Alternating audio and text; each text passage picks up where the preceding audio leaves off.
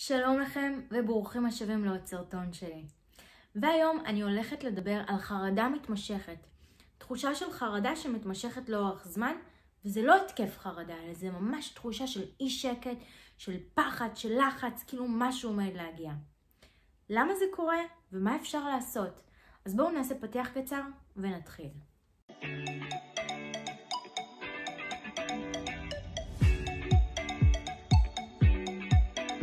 חרדה מתמשכת, ממש תחושה של אי שקט לאורך זמן.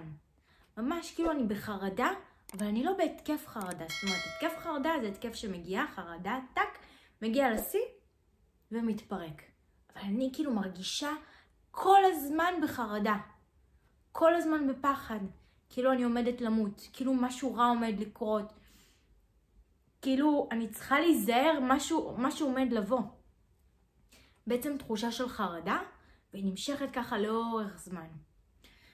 כשהתחושה הזו נמשכת בין שבוע לשבועיים, בלי הפסקה, היא יכולה להוביל אותנו לתחושה של ניתוק, שנקרא דה-פרסונליזציה ודה-ריאליזציה. ולכן חשוב לפתור אותה כמה שיותר מהר, לצאת ממנה כמה שיותר מהר, לגשת לטיפול כמה שיותר מהר, כדי לא להגיע למצב של ניתוק, לתחושה שנקרא דה-פרסונליזציה ודה-ריאליזציה, שזה ככה, מי שלא מכיר, כבר הסברתי את זה בסרטונים הקודמים שלי. אז בואו נדבר ככה, מה זה התחושה הזאת ולמה היא מגיעה. בדרך כלל היא תגיע אחרי התקף חרדה מאוד גדול, מאוד קשוח, מאוד טראומטי, שאנחנו לא יודעים למה הוא קרה, מה הוביל לזה, איך הגעתי למצב הזה, ואיך אני יודעת שהתקף חרדה הזה לא יבוא שוב. בדרך כלל אחרי שאנחנו חווים התקף חרדה מאוד מאוד גדול, שחווינו בו תחושה מאוד גדולה של חוסר שליטה, אז יכול להיות אחרי זה שאנחנו כנראה לא נירגע ממנו, אלא אנחנו נמשיך להרגיש את הלחץ הזה או את החרדה הזאת. זה מגיע בדרך כלל בגלל שאנחנו חוששים מה אם זה יבוא שוב. זאת אומרת, אין לנו מסגרת להתקף חרדה, אז אנחנו לא יודעים מה גרם לו, ואנחנו לא יודעים גם איך להתמודד עם זה. אז יש איזשהו פחד של מה אם ההתקף חרדה הזה יבוא שוב. בדרך כלל בהתקף חרדה הזה אנחנו מרגישים כאילו אנחנו עומדים למות, כאילו קורה לנו, יש לנו איזושהי בעיה פיזית, משהו פיזי ממש פוגע בנו. בטח אני מקבל התקף לב, אני עומד למות, אולי אולי זה אירוע מוחי, אנחנו נכנסים לסרטים, כי אנחנו מרגישים באמת תחושות פיזיות כל כך קשות, שזה לא הגיוני שזה לחץ, זה לא הגיוני שזה חרדה, אין סיכוי, אני לא בן אדם לחוץ. אני בחרדות, מה פתאום? הכי לא מתאים לי להיות בחרדה. גם איזה סיבה שלי להילחץ. אני כבר עשיתי את הדבר הזה כבר מיליון פעם. למה שזה הייתי פה כבר מיליון פעם. מה שלי להילחץ, מה שלי לפחד, זה לא חדש לי. למה עכשיו? יש איזושהי תחושה של איבוד שליטה. של מה אם פתאום זה יקרה לי שוב?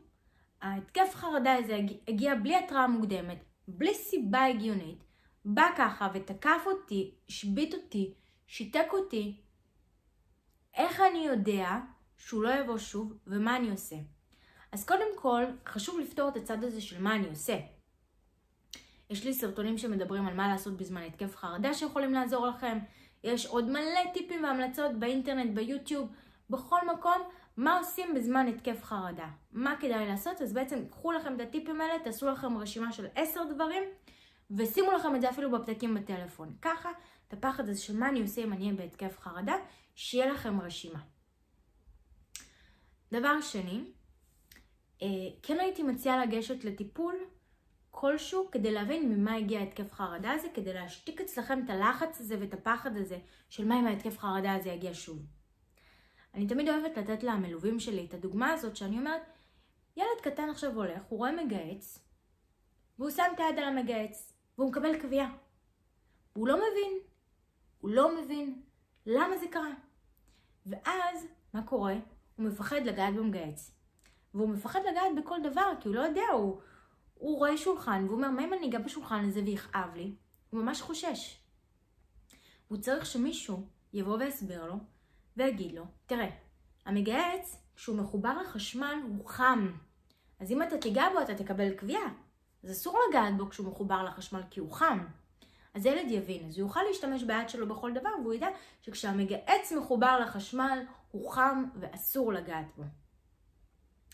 זו הכוונה שלי בעצם כשאני אומרת להבין מה הסיבה להתקף חרדה? ככה לבטל את הפחד, לצאת, לעשות, לחיות, לזוז. יש איזשהו פחד לעשות כל הדברים האלה, כי יש פחד מההתקף חרדה הזה, מהתחושה הלא נעימה הזאת. מה אם היא תקרה לי שוב פעם?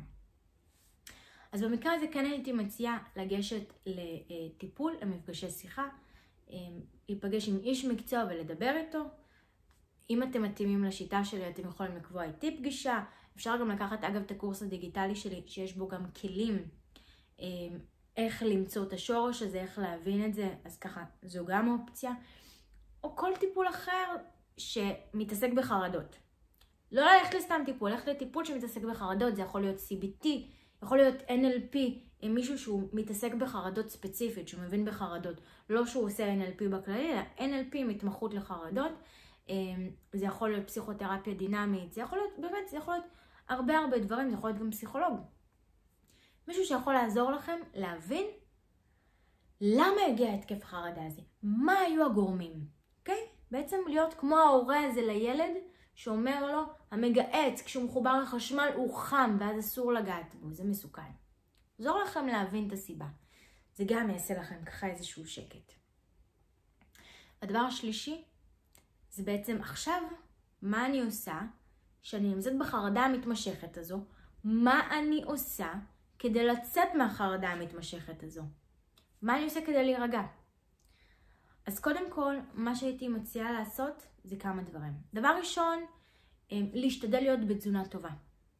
כשאנחנו נמצאים בנפילת סוכר, כי אנחנו לא אוכלים טוב, אנחנו לא אוכלים מספיק, הנפילות סוכר האלה יכולות לגרום לנו תסמינים שדומים לחרדה, ואז אנחנו נמצאים בחרדה המתמשכת הזאת. אכילה נכונה, חשוב. דבר שני, כושר, פעילות ספורטיבית. זה עוזר לפרק את האדרנלין שנמצא לנו בדם. האדרנלין והאוקסיטוצין שמשתחררים לנו בדם בגלל הלחץ והחרדה, ריצה עוזרת לפרק את זה.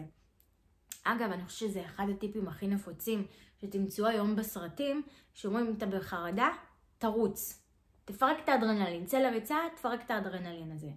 אז ככה, ריצה או כל פעילות ספורטיבית אחרת שמגבירה דופק, עוזרת לפרק את האדרנלין, את הלחץ הזה שמצטבר אצלנו בגלל החרדה, ולשחרר אותו.